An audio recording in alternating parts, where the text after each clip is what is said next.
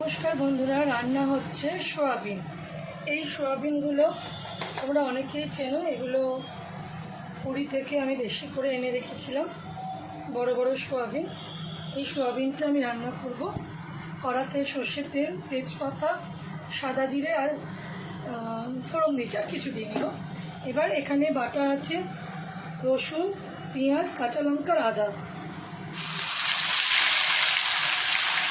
কড়াতে দিয়ে দিলাম, একটু নেড়ে নিলাম।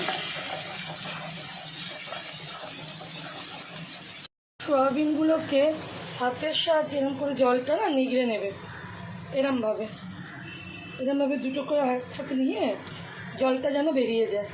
কত জল বেরোচ্ছে দেখ এক একটা থেকে। এই দুটো করে হাতে নিয়েছি, জল ফেলে দিচ্ছি, জল ফেলছি প্রত্যেকটা থেকে। নিগড়ে জলটা ফেলে এখান থেকে নিচ্ছি, নিগড়াচ্ছি আর ফেলে এক জায়গায় করছি, যাতে একটু জল না থাকে। এই দেখো,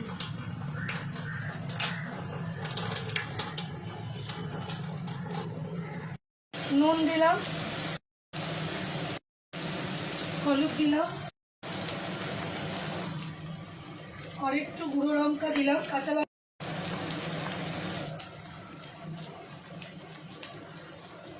একটু চিনি দিলাম, একটু ধনে দিলাম, জিরে গুঁড়ো দিলাম।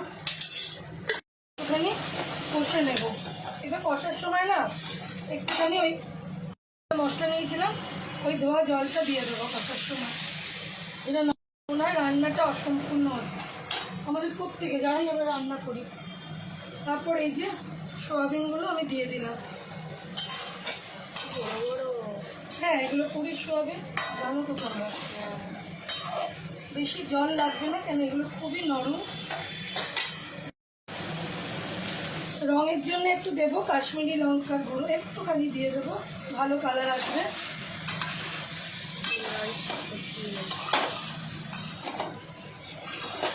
এইটাতে না যতই তুমি তেল দাও, একে তুমি তেল দিয়ে কোলাতে পারবে না। আমি বহুবার রান্না করেছি, ওকে তেল দিয়ে পেট ভরাতে পারবে না। কত তেল দেবে তুমি বলো তো?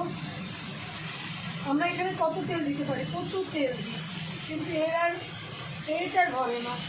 এটা আমাদের বড় না, সেই ছোট সব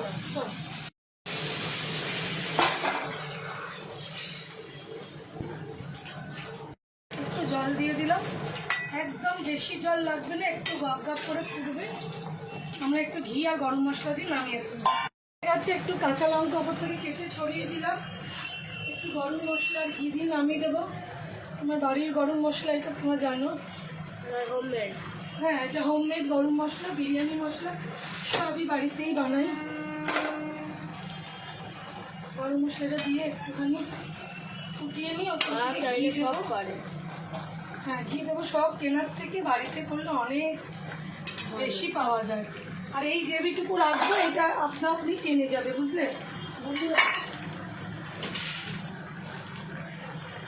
একটুখানি ঘি দিলাম,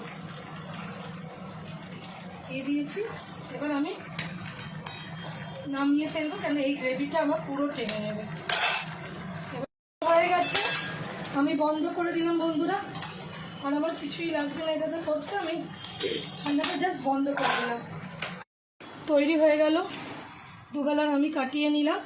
আর খুবই সুন্দর, খুবই টেস্টি হয় এটা, খুবই টেস্টি হয়। আলু দিয়ে করলে আরও বাড়বে। আমি সাধারণত এটা আলু দিয়ে করি না। আর রাত্রিবেলায় যখন এটা রাত্রিরে নেবো, সবাই থাকবে, এটা দুপুরে বার করবো, খাবে যখন, এর টেস্ট আরও জমে যাবে।